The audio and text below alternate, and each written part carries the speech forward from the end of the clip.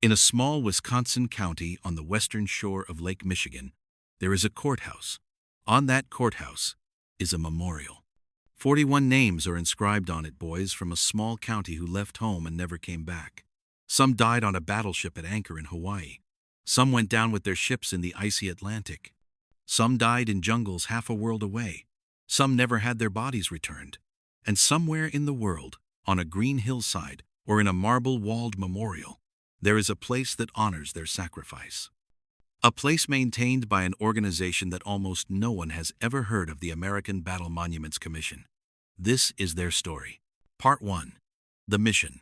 In 1923, in the wake of World War I, the United States Congress created an independent agency with a singular, powerful mission. The American Battle Monuments Commission, the ABMC, was to design, construct, maintain, and operate permanent American military cemeteries and memorials outside the United States. At its inception, the motto was simple and profound: time will not dim the glory of their deeds. 100 years later, that motto still stands. The ABMC administers 26 cemeteries and 31 memorials across 17 countries. Within those cemeteries rest more than 140,000 American servicemen and servicewomen.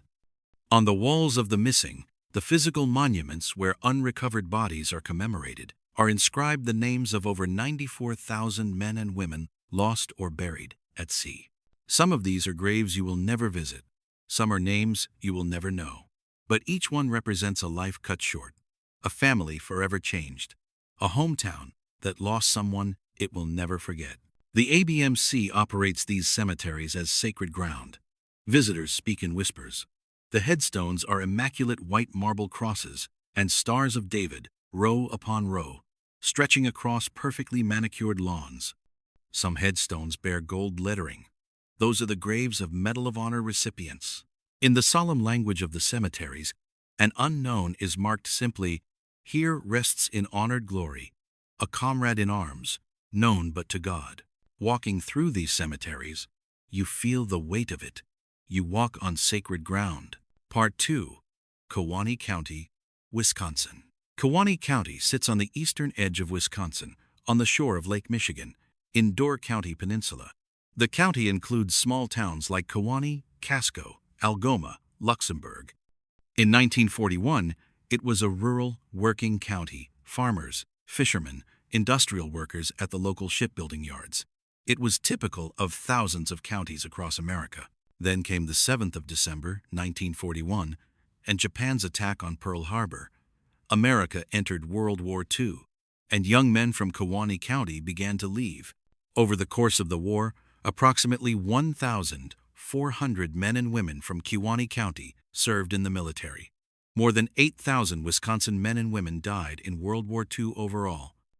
The courthouse in Kewaunee holds the names of 41 of those sons and daughters Kewaunee County's dead.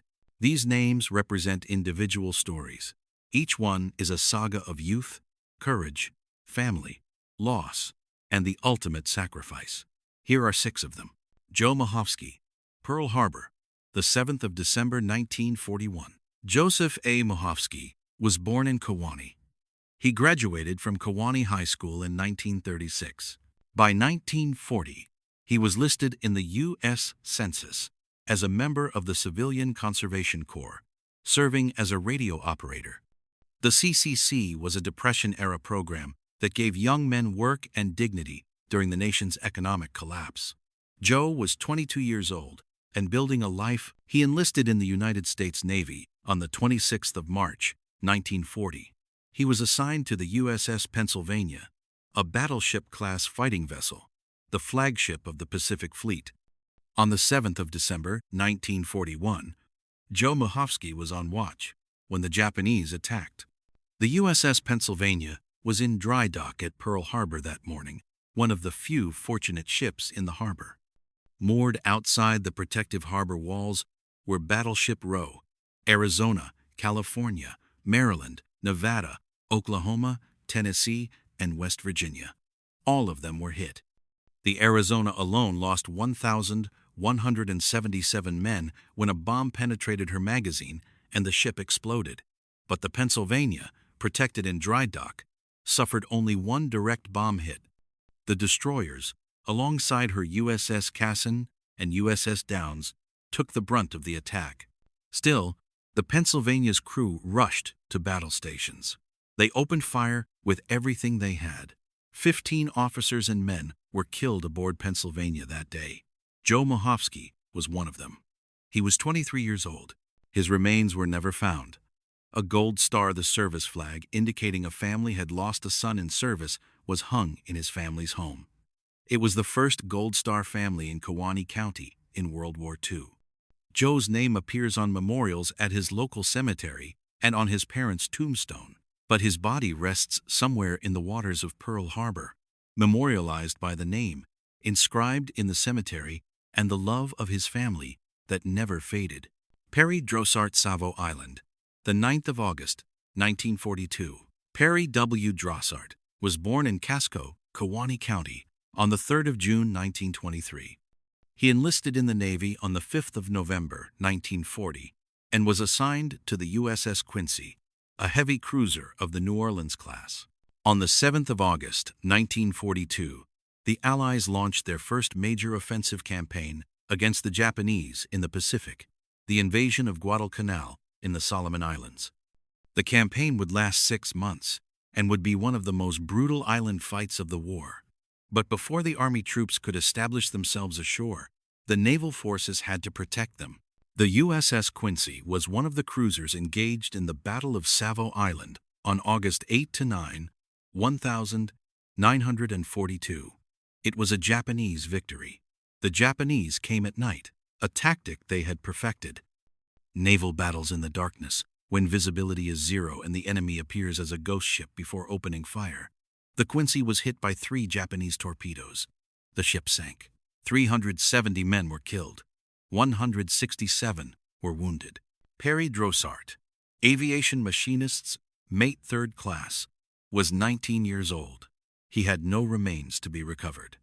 He is inscribed on the tablets of the missing at the Manila American Cemetery and Memorial in the Philippines, a circular monument containing the names of over 36,000 missing servicemen from the Pacific War. There is a memorial marker in the Holy Trinity Cemetery in Casco, and his name on a family tombstone. But Perry's name is one among thousands. His sacrifice is real and permanent, but also impossible to see unless you know to look for it. That is the work of the ABMC, to make sure these names are never forgotten. Ralph Leitz, USCGC Escanaba, the 13th of June, 1943. Ralph F. Leitz was called Bud by his friends. He was born the 16th of February, 1922, in Kewaunee. He was a star athlete in high school football and basketball captain of the basketball team his senior year, graduating in 1940. He was tall, athletic, the kind of young man who seemed destined for a good life. Ralph joined the United States Coast Guard on the 6th of September, 1940. He was assigned to the USCGC Escanaba, a 165-foot cutter originally stationed on the Great Lakes. But with the outbreak of war, the Escanaba was redeployed to the Atlantic Ocean and the Greenland Patrol, one of the most dangerous assignments in the entire Coast Guard. The ship's mission was to escort convoys through the North Atlantic, performing search and rescue operations in waters full of German U-boats and unpredictable ice. On the 10th of June, 1943, the Escanaba began escorting convoy GS-24 from Greenland to Newfoundland. 3 days later, at 5:10 a.m. on June 13, the Escanaba exploded.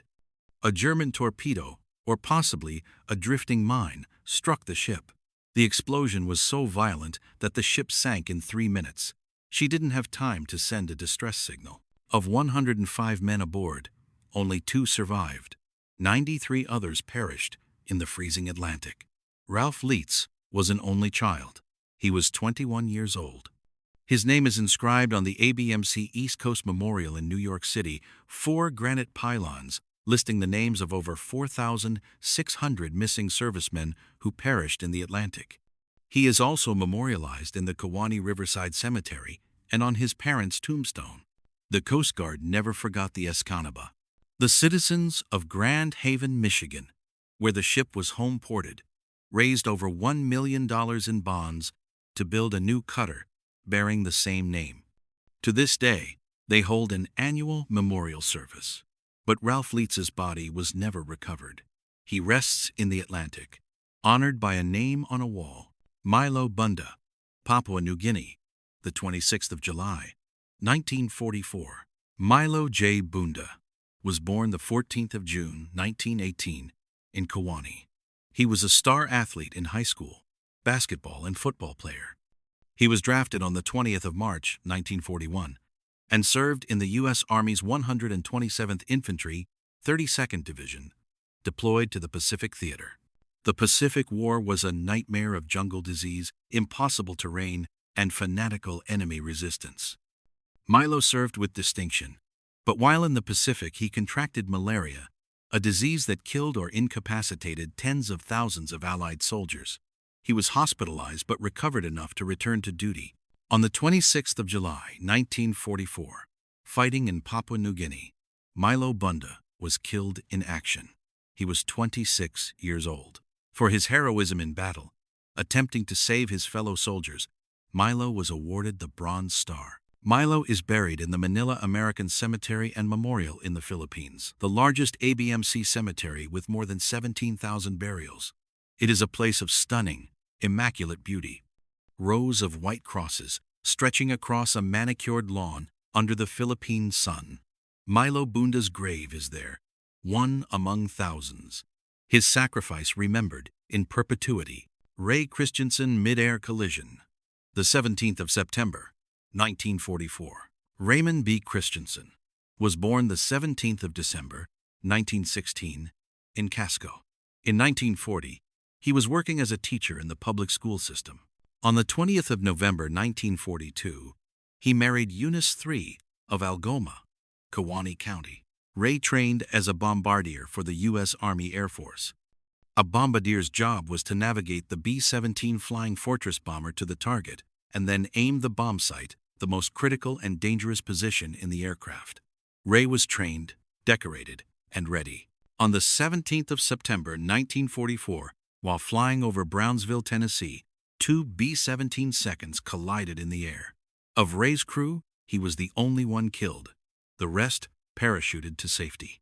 In the other B-17, 8 of 9 crew members died.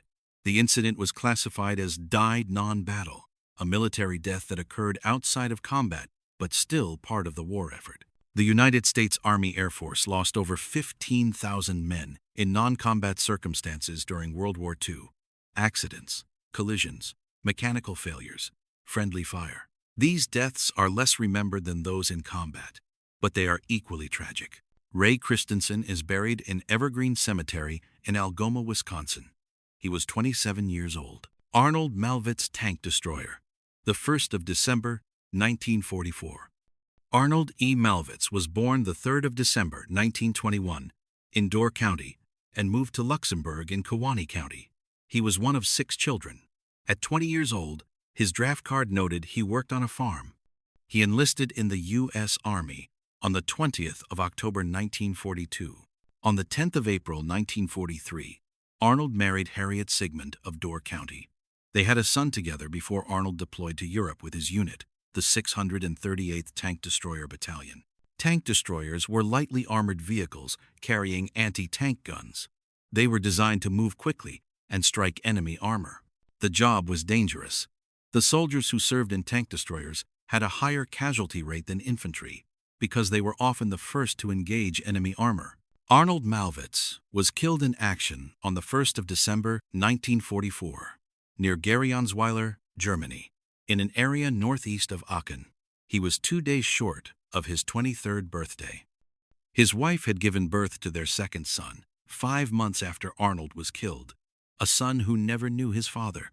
Arnold is buried in the Netherlands American Cemetery and Memorial in Margraten, a village in the Netherlands. Over 8,200 American servicemen rest there. More than 1,700 names are inscribed on the Wall of the Missing. In 1945, the Dutch citizens near the cemetery began a unique program called the Grave Adoption Program. Local people would adopt the graves of American soldiers, visit regularly, bring flowers, and try to contact family members to learn their stories and gather photographs. This program continues today, 80 years later. Dutch families still tend the graves of American soldiers, keeping their memory alive. Part 3. The Sacred Trust. The American Battle Monuments Commission operates under a solemn covenant. The graves must be maintained in perpetuity. The headstones must never be removed. The names on the walls of the missing must be preserved forever. The motto is not just a phrase, it is a promise. Time will not dim the glory of their deeds. The ABMC employs over 470 people worldwide. Gardeners tend the grounds with the precision of a surgeon. Historians maintain databases. Researchers work to identify remains, still listed as unknown. And every day, year after year, decade after decade, these cemeteries are maintained as sacred ground. When a visitor walks through one of these cemeteries, they are walking on American soil technically. These cemeteries and memorials are U.S. property, maintained by the U.S. government. Each is like a small piece of America, lost overseas, forever honoring those who fell. The author of the original document about Kewaunee County stood in 6 of these cemeteries. He walked among the graves. He saw the gold lettering on Medal of Honor recipients. He stood at the tablets of the missing and thought a profound thought. The thousands of men and women in these graves died before the war ended and never knew who won. Many of them died not knowing if victory was possible, not knowing if their sacrifice would matter, not knowing if the cause for which they died would prevail. They gave their lives in faith, faith that their sacrifice would somehow help. And the ABMC exists to honor that faith. Closing reflection. In Kewaunee County, Wisconsin, there is still a courthouse. On that courthouse, the memorial still stands. 41 names, each one a life, each one a story, each one a family forever changed. Joe Mohovsky's remains are lost to the Pacific. Perry Drossart is a name on a wall in the Philippines. Ralph Leitz sleeps in the Atlantic. Milo Bunda rests on a hillside in Manila. Ray Christensen is buried in his Wisconsin county. Arnold Malvitz lies in a cemetery tended by Dutch families who never knew him but honor him. But they are not forgotten.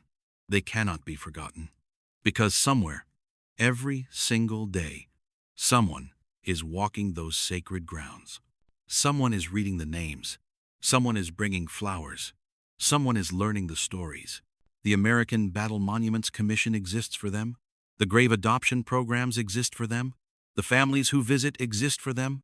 The people who maintain these cemeteries with meticulous care exist for them. 41 names from one small Wisconsin county. But each one deserves to be remembered.